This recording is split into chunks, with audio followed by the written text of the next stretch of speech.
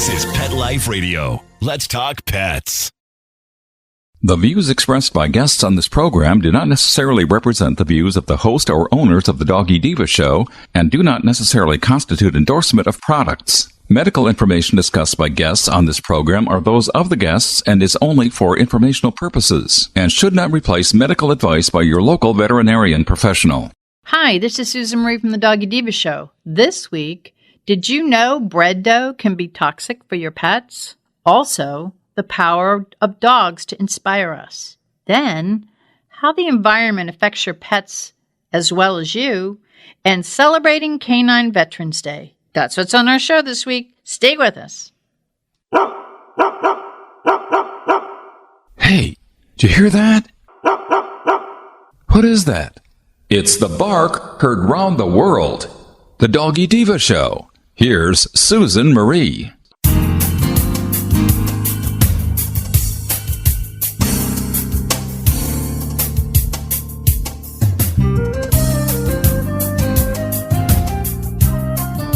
Hi, welcome to the Doggy Diva show, the show for animal lovers. I'm your host, Susan Marie, and as always, I'm joined by my canine co-hosts, the Doggy Divas themselves, Francesca, Coco, and our newest little diva, Miss Olive. Miss Olive is the cute little Italian Greyhound rescue in the picture with the microphone. Thank you for joining us today as we bring the experts in the pet and animal world right to you. So go grab a cup of coffee and your pet's favorite treat, and we'll be back in just a moment.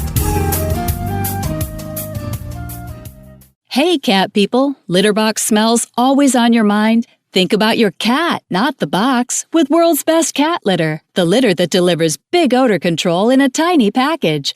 World's Best Cat Litter harnesses the concentrated power of corn to trap odors deep inside the litter. Ready to knock out smells and use less litter? Find World's Best Cat Litter at Target, Walmart, and in your local grocery and pet stores. Let's Talk Pets on PetLifeRadio.com.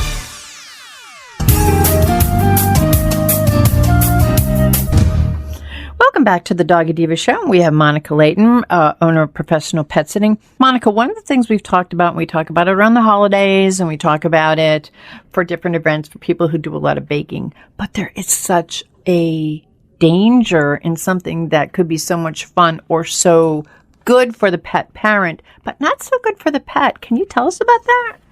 Yeah, so according to the Pet Poison Helpline, bread dough toxicity is literally rising, a rising hazard for our pets. So I always wanted to make, everybody aware of this because this is one of those toxicities that isn't as heavily marketed as some of the others.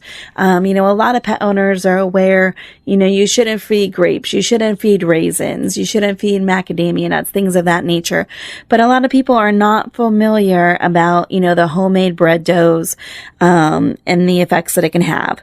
So, bread dough, it's basic, ingredients, water, salts, yeast, flour, that produce that mass of dough to rise. Then you make your bagels, your baguettes, Italian loaves, pizza rolls, doughs and everything. I mean, I'm a carb girl. I love my carbs. So for me, that is heavenly.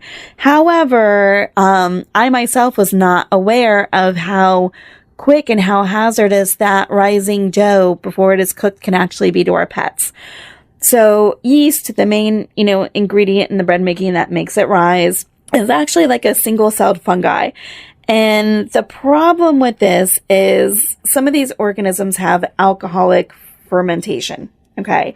So with the right conditions, moisture, warmth, they consume the sugars in the dough mixture. So this consumption makes a alcohol and carbon dioxide. So as the carbon dioxide is produced, gas forms and the dough rises. But during this process, the alcohol in the dough dissipates only a small amount. And in raw nature, the dough is extremely toxic to our pets. So if raw dough is ingested by our pets, you can see toxicity within an hour sometimes. The rising of the bread occurs so rapidly of that dough that when it expands, it continues to expand in the warm, wet environment of the stomach. So when this happens, the expansion of that material can cause bloat. It can cause foreign body obstruction, stomach torsions. It can cause shock, and even in some severe cases, it can cause the stomach to rupture. Some of the signs you'll see is the abdomen will start distending. They're painful. They may try to vomit, panting, pacing, things of that nature. In addition, that alcohol that is produced within that raw dough can also cause alcohol toxicity in our pets. So some of those symptoms, being lethargy, difficulty walking, they become vocalized more. They increase vocalization. Behavioral changes. They can actually have urinary incontinence, blindness. It can cause hyperglycemia, which is low blood sugar. And low blood sugar can cause severe reactions such as seizure, comatose, major things. And both of these toxicities lies within the bread dough when it's not cooked. So really vital. And as you make bread, it has to sit for a while. You have to wait for it to rise. So the main thing is to find a rising place for your bread that your pet has absolutely no access to. So this has been the main issue, according to the Pet Poison Helpline, for the cases that have been called in. You can't simply put it on top of the stove and assume that it's too high for your pet to reach. If they want something badly enough, there is a possibility that they can, even the littlest of guys can jump up that high when there's, food enticing them. So always find a place that is totally confined from your pets, making sure that when that dough is rising, the pets can have no contact.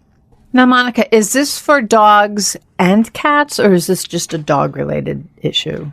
Most of the studies they've done are with dogs. They haven't had the issue with cats. Doesn't mean they won't, but they're not seeing it.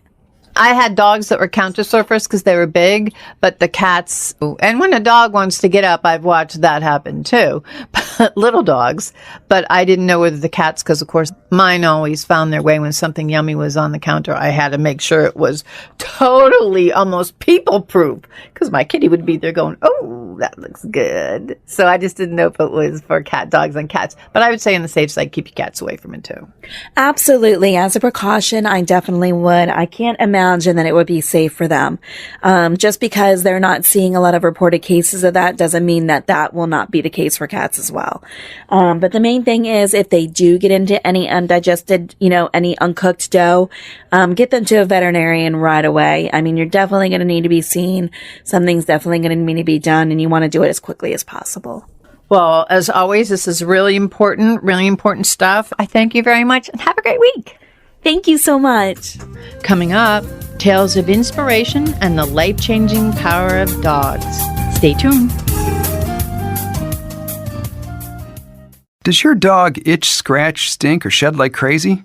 Come to Dynavite for help. Order a 90-day supply of Dynavite. Dynavite is nutrition. Pick up 2 bottles of Lico Chops. Get the 3rd bottle free. New improved Lico Chops with omega-3, omega-6, vitamin E. And now, 6 extra direct-fed microbials. Even better for the digestive tract and immune system. Try Lico Chops. Buy 2, get 1 free. At Dynavite.com. DINOVITE.com.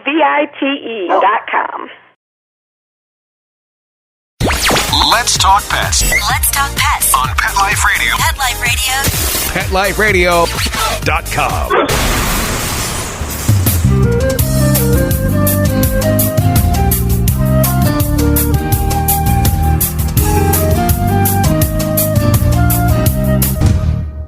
Welcome back, everyone, to the Doggy Diva Show. We are so honored to have with us today a journalist, an animal advocate, and the author of National Geographic's 2 books that I absolutely adore, Devoted, 38 Extraordinary Tales of Love, Loyalty, and Life with Dogs, and Loyal, 38 Inspiring Tales of Bravery, Heroism, and the Devotion of Dogs. And then there's her latest release. It was just released this week. Love Unleashed, Tales of Inspiration and the Life-Changing Power of Dogs. Welcome, Rebecca Asher-Walsh. How are you? I'm very well, thank you. How are you? Very good. Welcome back to the show. And of course, I'm a big fan of yours and I love your books.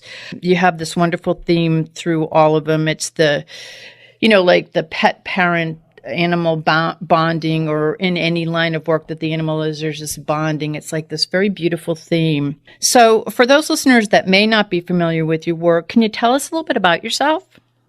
Absolutely. I also love how modest you're being, not mentioning that your dog is in this recent book you love so much. But we'll get to that in a minute. My background is I'm a journalist, I'm a writer and an editor, mostly entertainment.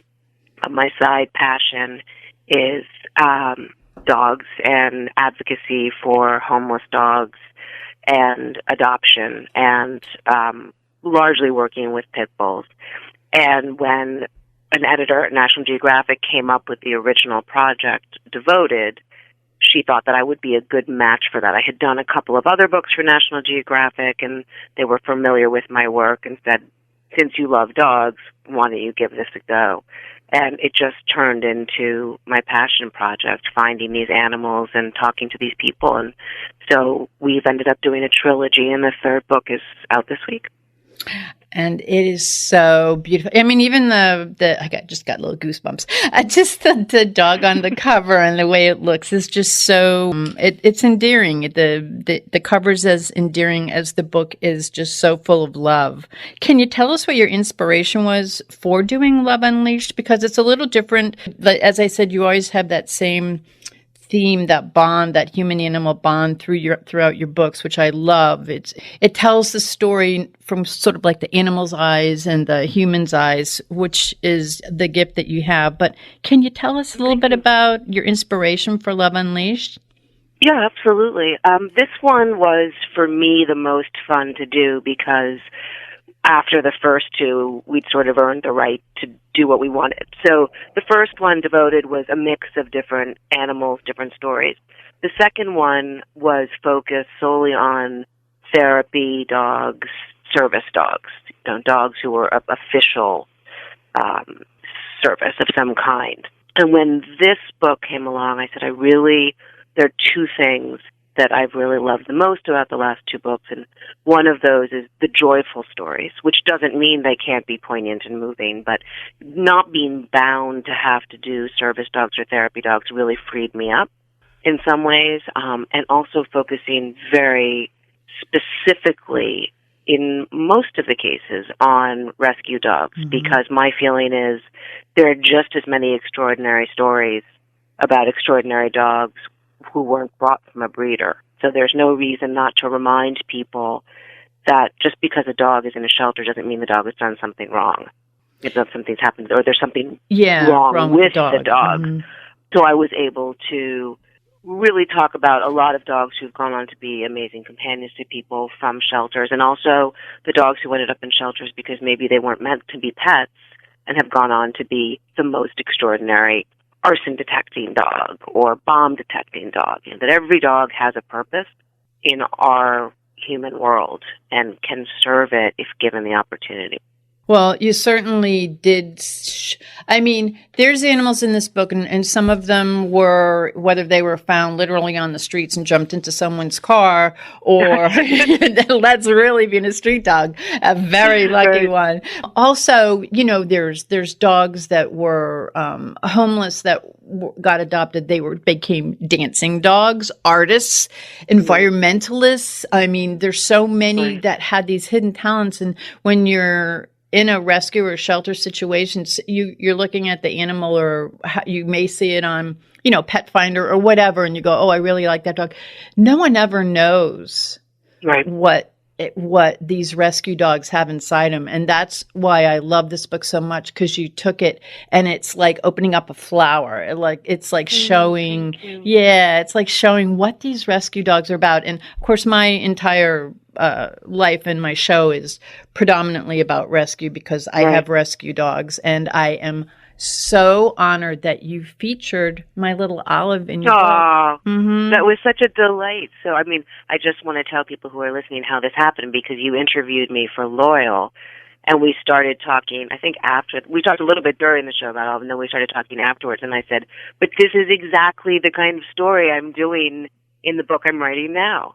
And you and Olive really are the perfect example of two creatures who came along and rescued each other. And when you were talking about nobody knowing what these dogs are or can do potentially. I think so much of what's so beautiful about when people rescue an animal is that they begin to open themselves up to this animal in ways that perhaps they were closed before or anxious before or somehow broken themselves, and that by opening up to these animals, they change our lives because we change who we are. And I think you and Olive are a wonderful example of that. And inject humor into our lives, speaking of Olive. It's wonderful to get a sense of childish delight back through our dog. Yeah, she's a very whimsical, but she's very serious at the, like she knows with me, she could be, she kids around. She's great with children, great with people. We take her all kinds of social events. She comes everywhere with me. Also, what I have talked about it openly on the show, but for people who may not be familiar who are listening, I was in a very bad, serious car accident, and I went through numerous surgeries, and I was at home. I couldn't drive. I had to be driven to physical therapy. I was in physical therapy for quite a few years. And because I was home and could take care of this dog that just had her leg amputated through an abuse, a rescue due to abuse, and had all her teeth taken out, and she was very sick. She had cancer. They needed someone who was home. So it benefited me. I'm going, oh gosh, I could probably help her so much because I'm home. I can't do anything. Well, what she did is she really helped me because, as you said in the book, I couldn't drive. I mean, there was a lot of things that were wrong, and she helped to get me out because I had to take her for her therapy. I would take her with me for my therapy. So I started to get out and about again, and it sort of was like, I talk about that flower that blossomed. She saved my life. She helped me to reintegrate back into the world again in a way, not looking at myself with some of my limitations from the accident, because I look at her and I said, dear Lord, she's got 3 legs, no teeth, and she looks at the world now so happy, and she changes a lot of people's lives. As in your book, these dogs, you could see where they change not only their pet parents' life, but other people around them. I mean, it's true what you say, the life-changing power of dogs. I'm living proof. So, yeah. So I thank you again. I mean, and beyond, and just quickly beyond that, the dogs change other people's lives. When the dogs change us, that also changes the world around us because we're better people. Absolutely. We're kinder people. We're more generous people. We're more compassionate. So it really is good for the world to go rescue a dog. Speaking of that, you have a wonderful foundation, the Deja Foundation. Can you tell us a little bit about that? Oh, absolutely.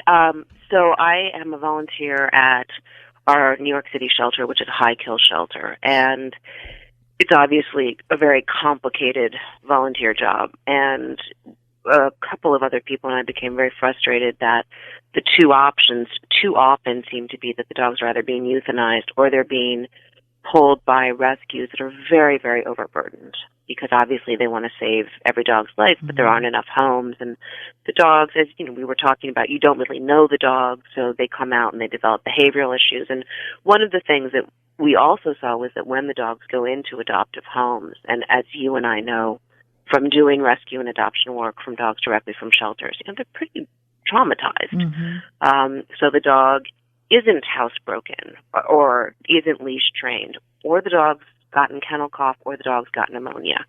And these can be really difficult things for both rescues, which are financially strapped, but also for an adoptive parent who's gone in perhaps with an open heart and is suddenly dealing with a dog with acute separation anxiety, and the neighbors calling the cops while they're at work. It can get in the way of the bonding immediately. So what we decided to do is we started Deja Foundation, and what we do is we subsidize or provide scholarships for dogs rescued off a youth list that go towards their vet bills and towards their training bills. And the idea is to really promote sustainable adoptions and to let the people who are rescuing these dogs know that they're not alone, that they're not just leaving the shelter and then going off on their own and suddenly they're in over their heads and don't know what to do. And the dog has cancer and they have these huge bills, or the dog actually does need to be leash trained or goes after skateboards or something like that. So it's been really, really wonderful because a lot of times people just need that emotional support to be able to reach out and say, I'm scared by these bills, or can you recommend a trainer? And, they'll call a week later and they're in love with their dog because they're not also sitting there very stressed about doing this alone. Just to know that there's that support there, that it is sometimes when you adopt a dog who does have, whether it be behavioral needs or health needs, it can be a little overwhelming. And to know that there's a support, that's so great what it is that you do. Oh, thank you. It's an honor to be able to do it. Yeah, it's wonderful. And I truly believe in the last time you and I were talking, we talked about, I said I believe that because of what you do, you're so passionate about what you do. It comes through in your books. So all of that, the passion that you have for the rescues and for animals in general. This book is a little more specifically about rescues, but whereas the others have been about like service animals and, different animals who bond with their owner or who literally are their owner's eyes. Or, I remember talking to you about some of the stories about some of the children who depended on the dogs that were therapy dogs in your last book. It was just so special because I know how that type of a story impacts people, but it does it in a positive way. So I know for us to be a part of this, we're literally so honored. We are. We're so happy to be a part of it. We're happy to be a part of the word, to get that out there, the life-changing power of dogs. As I sit next to her and she's just like asleep in the bed in the chair next to me, like opening up an eye every now and then going, Mom, watching you. Oh, keeping an eye on you. Keeping an eye on me. Dear. So do you have any like favorite stories or things that you have from Love Unleashed that you could think of? Any stories that like really stand out? It's like asking, your favorite children because it's difficult. I think that what really stands out to my favorite part of the book, which isn't quite what you asked, but is that you're talking to all sorts of different people. You're talking to the head of a zoo. You're talking to a scientist for Disney who does turtle conservation. You're talking to the mother of a little girl whose life has been changed. And every single one of them, no matter their personality, no matter their background, no matter the reason for this dog, can't wait to talk about their dog.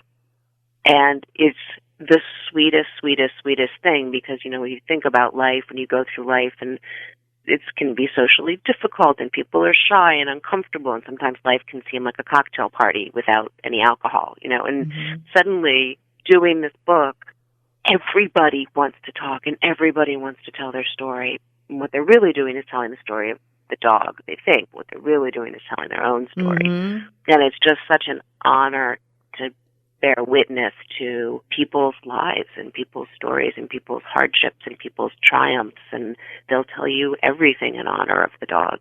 It's really interesting because I asked you that question last time you were on, and you pretty much answered me the same way. It's like these are all personal, like they become a part of you, and it's really hard for you to pick that. And I'm sure that people looking at it go, "Oh, wow, I wonder if that." But as you read through each one of them, and I kind of like touched on a few. There's a dog that paints, and his paintings are donated. The money they make are.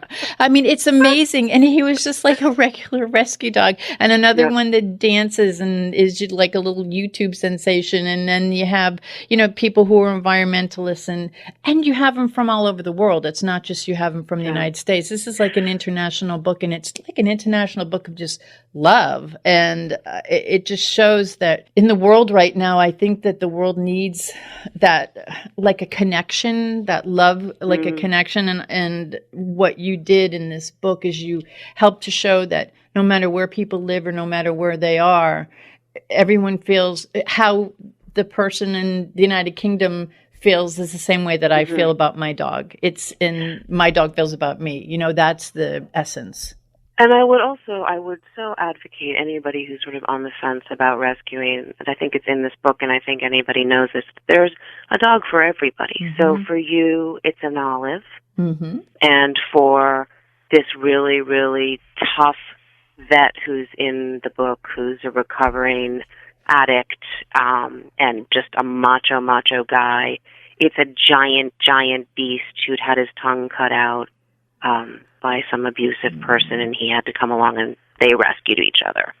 So there's no one through line of, oh, it has to be a pit bull, or oh, it has to be a chihuahua, or it has to be healthy or not healthy. I mean, they're really, our partners, our animal partners are out there, and they're just waiting for us.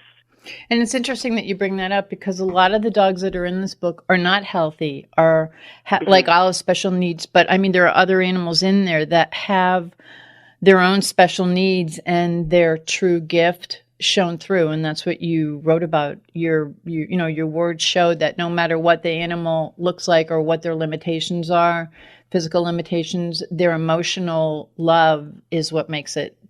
That's what makes it happen. And that's what rescue to me is all about. I mean, I have, a house full of rescue animals, and I just love them. I just love them to bits. And I'm not saying that if you don't, that's fine. But I always say give a rescue a chance.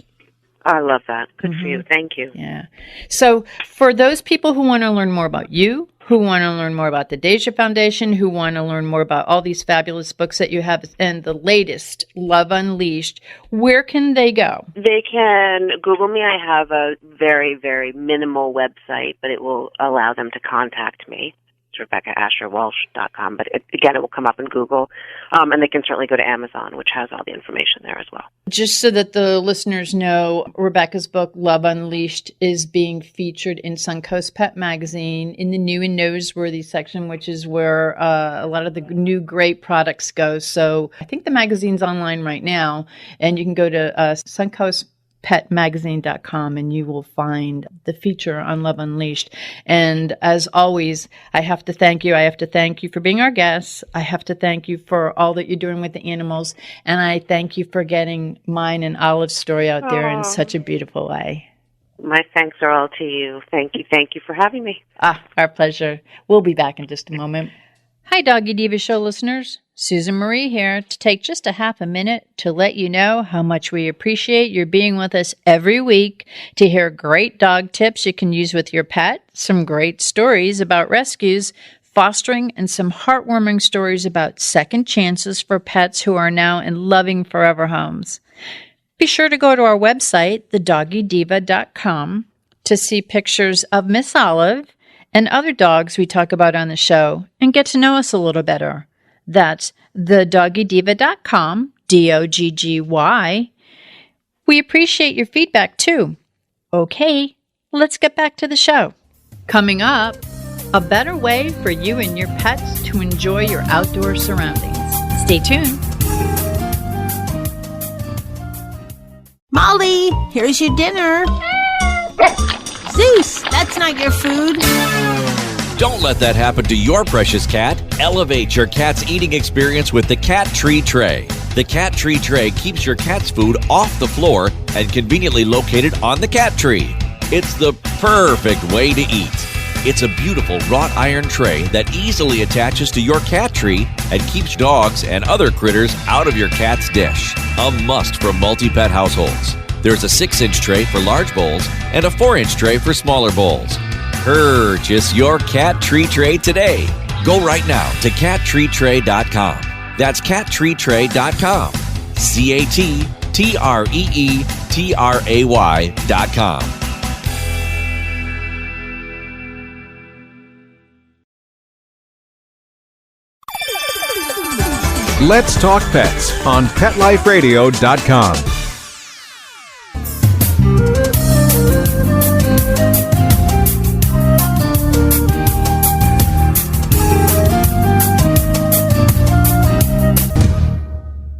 Welcome back, everyone, to the Doggy Diva Show. Next, we welcome a true canine superhero and his pet parent, Chris Kaiser, who are saving the planet 1 yard at a time. Welcome, Chris. How are you? Thank you, Susan. It's good to be with you. Good to be with you, too. For the listeners who obviously want to learn more about this because you're very lucky to have an environmental superhero living with you, can you tell us about yourself and what you do? Sure. I run a trade association up in Washington, D.C., equipment manufacturers and the folks that do business with them. And we have an education foundation designed to teach folks about the outdoors and how to responsibly maintain the outdoors and to, frankly, have better practices. Remember, nature starts at your back door. So what can we tell homeowners to do in their own backyard to help nature? It's urban habitat. And so that's what the foundation does. So I run both a trade association and its respective education foundation. Your partner there, Lucky, also known as Lucky the Turf Mutt, was recently recognized and honored in a book, Love Unleashed, Tales of Inspiration and the Life-Changing Power of Dogs. Can you tell us a little bit about that? Well, and congratulations to you. I know we share space in the same book. We do. We've got both of us have our own heroes. Yeah, he's a street rescue. And like so many of the stories in the book, he came into my life at a time where, frankly, I needed him as much as he needed me. Mm-hmm. And he provided me just enormous security and benefit. And then I came back to Washington. I was out in the Midwest, and I got the job that I currently have.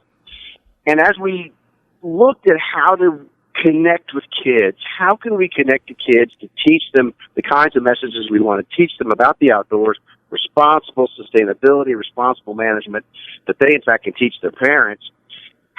Who knows your yard best? And from my perspective, that was the dog. I watch him in my yard all the time, and I said, he knows every square inch of this yard. He knows where the squirrels come and the deer come and the fox come. And so I said, he's the guy to tell it. And so we cartoonized him, and he became a superhero to deal with some bad guys that best illustrate some of the challenges you see in the landscape. And it started out very modestly with a handful of schools, with Weekly Reader. And as of last count, it's been used by 68 million kids teaching their families. Wow, that gave me goosebumps. It's work. And he is a true superhero because he even has a cape. He has a cape and he has an outfit, and it's funny because he is a cartoon, but like Spider-Man, Peter Parker, right? There's a character behind the superhero, Clark Kent, character behind the Superman. Well, in this case, Turf Mutt, who is the superhero that does battle with bad guys, is actually a real character, a real dog behind that. And that's the backstory, his rescue story, that he paused forward, right? He's using his celebrity to basically say every dog can be a Turf Mutt. Every homeowner or anybody who has a dog can have a Turf Mutt who can be a superhero to do the right things for the environment. So he has become a real cartoon hero. He's on television. He goes to schools. Our foundation awards monies to schools. During the Turf Mutt contest, we give them outdoor classrooms, outdoor learning space. And so he makes a lot of trips to a lot of schools. And I tell you, walk into a school, a grade school, with a dog with a cape, it's an attention getter. I think I would have liked that when I was in school. Now, this incredible work he does with the children, I mean, and I guess this is where we go back to the rescue side of it too, because inside so many rescue dogs, there's a hero sitting there waiting to come out. Now, your rescue of Lucky was a bit unique. Could you tell us a little bit about that?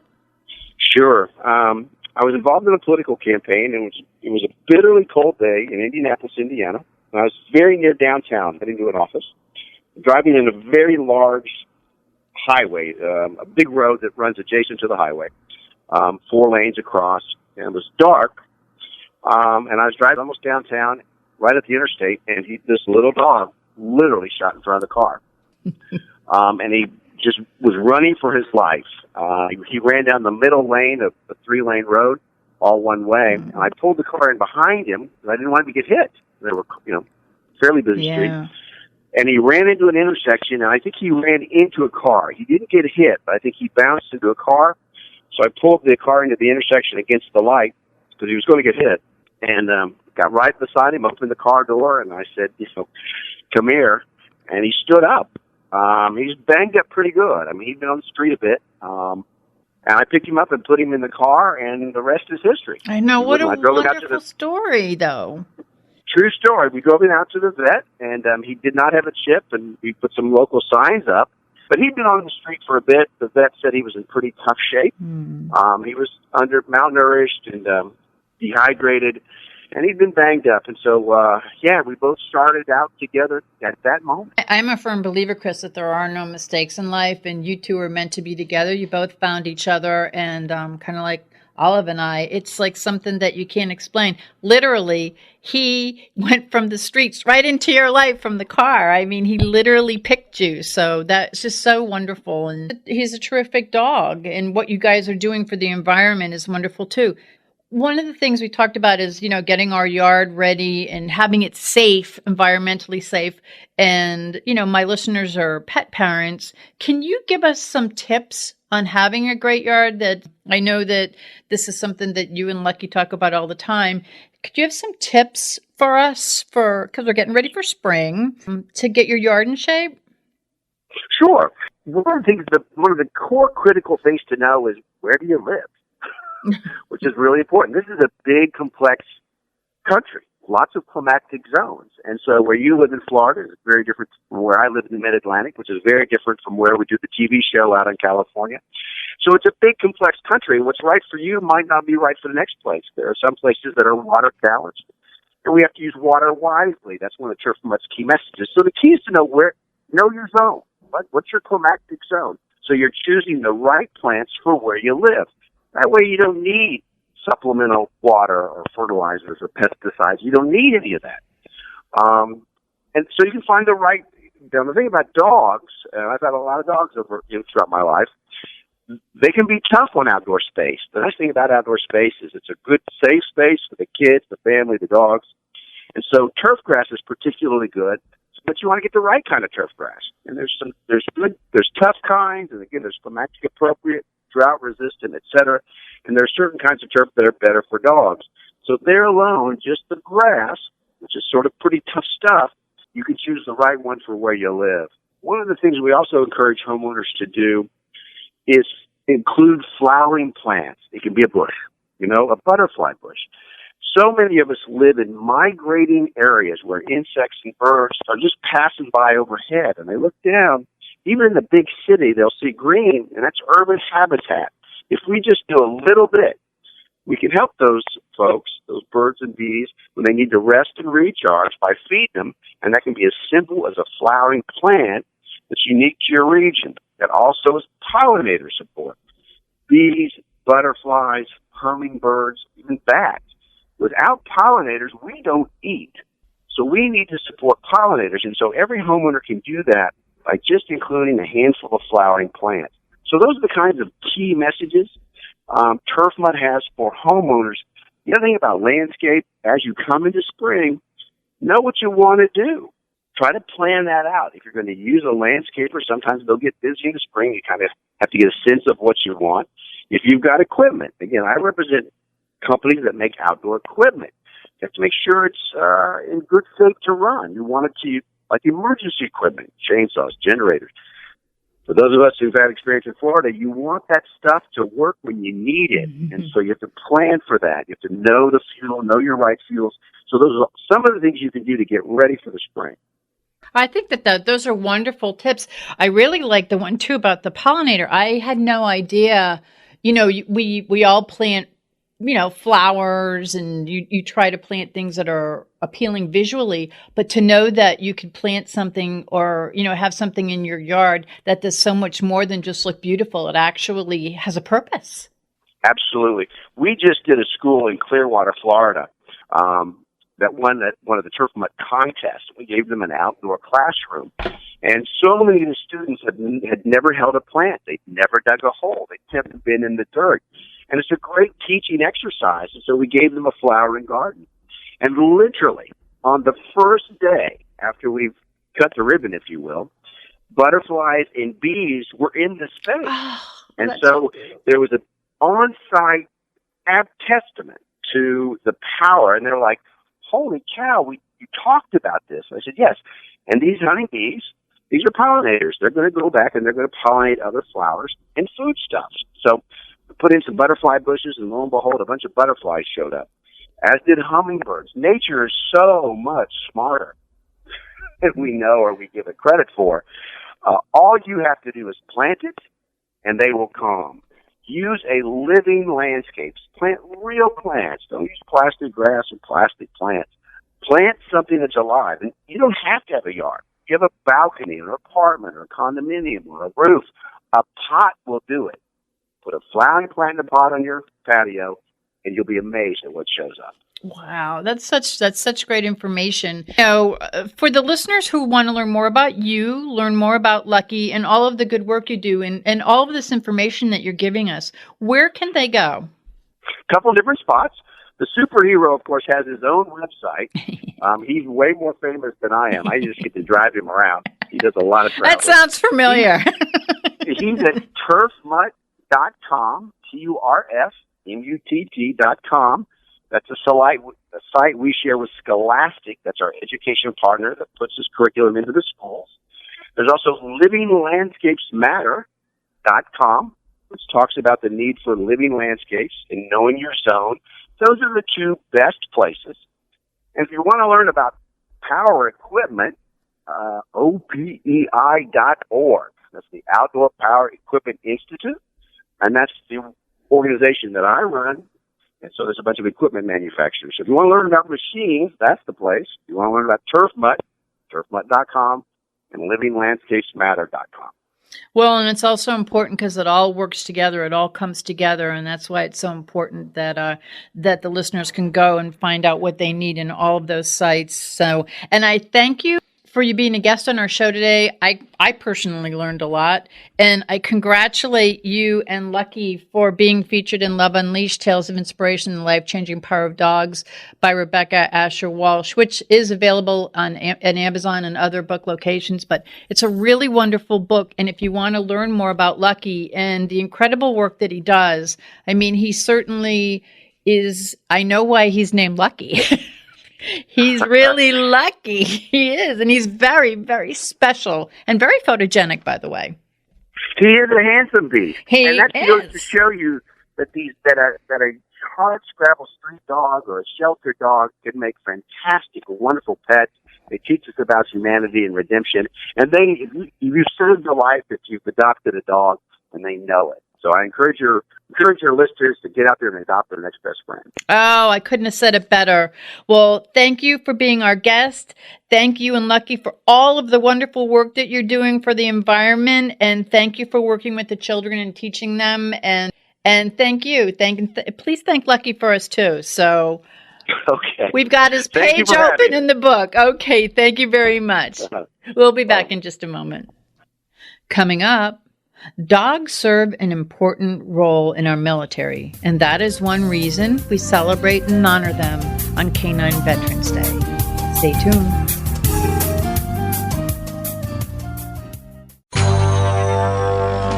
It's designerpetsweaters.com. Hand-knitted designer sweaters for your precious pup or cool cat. Beautiful couture patterns for your pets, including custom-knitted formal wear, casual wear, yachting, and even sports-themed. Many designer pet sweaters include feathered tammy hats, top hats, and a lot of sparkle. Each sweater includes leg loops, front paw sleeves, and leash opening. Visit designerpetsweaters.com to order your four-legged fashions today. Large or small, we fit them all. designerpetsweaters.com. Let's talk pets. Let's talk pets On Pet Life Radio. Pet Life Radio. PetLifeRadio.com.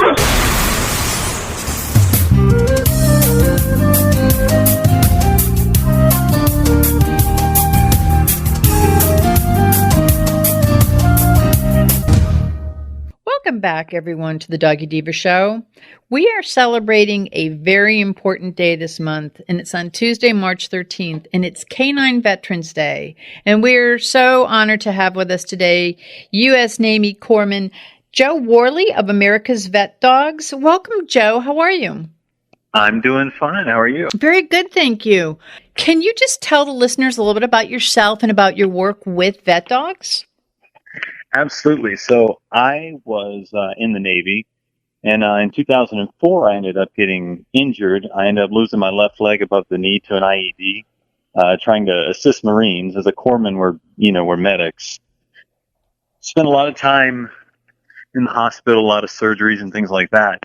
You get on the other side of that, and you are really trying to figure out who you are and what to do. And you go from being the guy that helps everybody to the guy that needs an awful lot of help. And I was looking for something to get involved with. I was on a trip and I saw this dog that was running around just being a dog, being a good dog. And it was a facility dog for Walter Reed, and his name was Deuce. And Harvey, the dog's handler, says, "Deuce, come." And the dog's entire demeanor changed. I've never seen anything like that in my whole life. They're just in movies. And this dog immediately changed demeanor and started doing all the things that the dog was trained to help with, like climbing under things, retrieval, bracing, and it was just insane. And I wanted to know more. I wanted to get involved. And he told me about America's Vet Dogs, and I got caught up in it. And here we are, 10 years later. Wow. Can you tell the listeners who may not be familiar with it, can you tell them about America's Vet Dogs? Absolutely. So what America's Vet Dogs does is they train service dogs for veterans and first responders. And it doesn't cost the veterans anything. And so anytime a veteran has served, and it's any veteran, any war, any age, it doesn't have to be a combat-related injury or anything like that. Just at any point that someone who served our country needs help, you can apply through America's Vet Dogs, and America's Vet Dogs can train a dog to help mitigate a physical disability, help with things like hearing, vision, seizure response, nightmare interruption, all these things that so many people deal with. These dogs are trained to take care of. It doesn't cost the veteran anything. And it's an incredible process. And they've been doing it for 70 years with the Guide Dog Foundation, and now in 2003 with America's Vet Dogs as a sister company they created just for this. And the program just gets better and better. I got my first dog in 2008. His name's Benjamin. He's amazing. He's still here. And then I got my second dog in April last year, who's a yellow lab named Galaxy, who is just wonderful. He's sitting here curled up beside me. And the whole training, everything has just improved so much in the past 8 years. I had no idea going back through that it was going to be such a completely different, that they have implemented all these new things. It's amazing. The vet dog treats, you were talking about that, they became involved with vet dogs. Can you tell the listeners about vet dog treats and that involvement with vet dogs? So because we do this completely without any sort of government funding or anything like that, it's all donor dollars. Part of our funding comes from corporate sponsorships. And I mean, really, one of the first people that jumped on board was Bill Jack. If you don't know who they are, they make super premium dog food. They're absolutely, great. Yeah. And they're really good people, and I've known them for years now. And so I don't think it had anything to do with my rugged good looks when they asked me to be on the. You're on the cover of the treats. You're the treat guy. I know. I'm the guy with the dog that happens to be with the dog on the treat bag. No, that's great. They're using that as a informational tool to sort of show people about America's Vet Dogs, and then also proceeds from that. Part of that goes towards raising money for America's Vet Dogs, and they've raised an awful lot of money for us, and they're continuing to work for us. And it's just been years. It's not something that they're doing for the purpose of marketing. This is something that they are emotionally involved in, and they have been amazing. I love Bill Jack. Well, and what's so good about it is that every purchase that you make of these treats, it goes to America's Vet Dogs, who train and provide the assistance to veterans and active duty personnel with disabilities at no charge. And you so eloquently said that.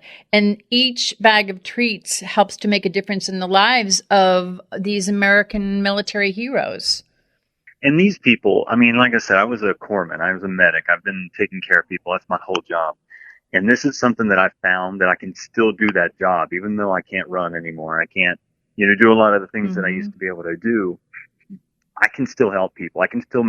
This makes a difference in people's lives that you couldn't imagine. I mean, this is just such a big, big deal for so many people. And not only that, dogs are so good at being a part of people's support system, even if they're not trained for that. These dogs are trained to mitigate physical disabilities, but everybody knows that dogs are really good emotionally to have around. Well, on that note, and I want to digress a little because of what's going on in the world right now, there were therapy dogs in Parkland with the tragedy of the shooting in Parkland to comfort the children and the families. I found that to be so moving, and it just showed the power of dogs. I mean, it's that emotion. It just sort of helps to calm people down and bring people together. Well, there's a reason why people live longer when they have a dog. Absolutely.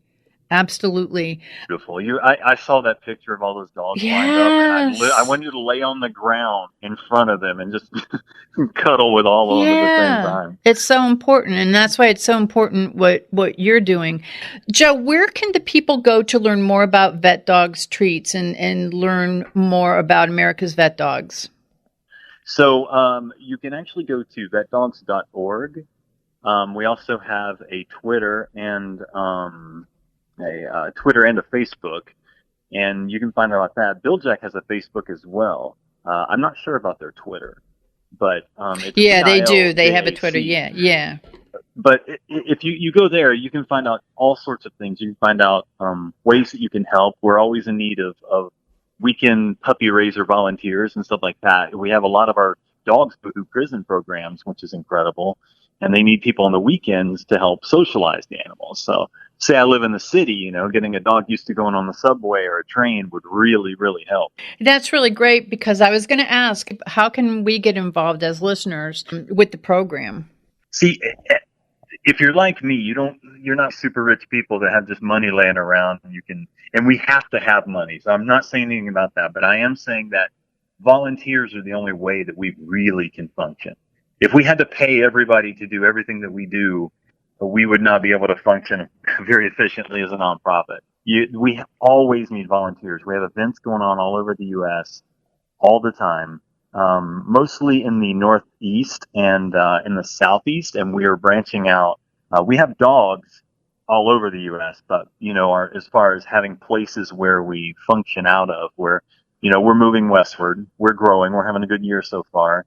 And people can help with donations, which, are how we work, and volunteers, which are, if you don't have money, we always need help with everything that we're doing.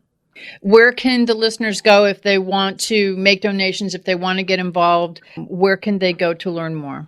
Well, you can go to vetdogs.org. And then also the Bill Jack Dog Treats that raise money for us. They're in a bunch of stores. Each bag that you buy, you're totally paying it forward. So it's such a wonderful thing. And you're right there on the front of with a service dog. So yeah. Plus, it's something you're going to buy anyway. Yes. I mean, most people buy dog treats anyway. And if you can have something that also serves a purpose, it's kind of a no-brainer. And they're yummy dog treats, because we get the dog treats. So they're such yummy dog treats. I have to thank you. I want to thank you for your service, number one. And number two, I want to thank you for the wonderful work you're doing with America's Vet Dogs. And it was such an honor to have you on for such a special occasion. So I thank you, and I thank you for your time. Thank you so much. Have a great day. Thank you. You too. Before we close today, we'd like to add that Miss Olive and I are honored to be a part of the heartwarming book, Love Unleashed, Tales of Inspiration and the Life-Changing Power of Dogs. And we were so happy that another dog and his pet parent that was featured in the book, Lucky the Turf Mutt and Chris Kaiser, were with us today, as well as the book's author, Rebecca Asher Walsh. The book is available on Amazon and other book retailers.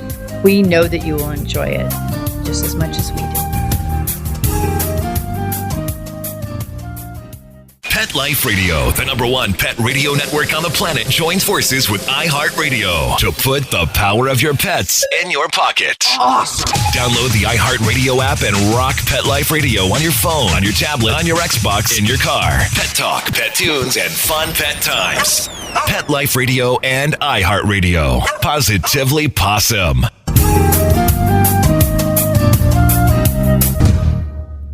We would like to thank our guests this week. And also, as our Doggy Divas always say, please love your pets because they love you unconditionally. And please remember to adopt, foster, spay, neuter, and microchip. And as always, please have a great Diva week, everyone. That's all for this episode of the Doggy Diva Show. To find out more, go to our website, thedoggydiva.com. Also, find us on our Facebook page, The Doggy Diva Show, and tell your fellow dog lovers about it. Don't miss Susan Marie, Miss Olive, and the Doggy Divas right here for the next episode. See you again soon.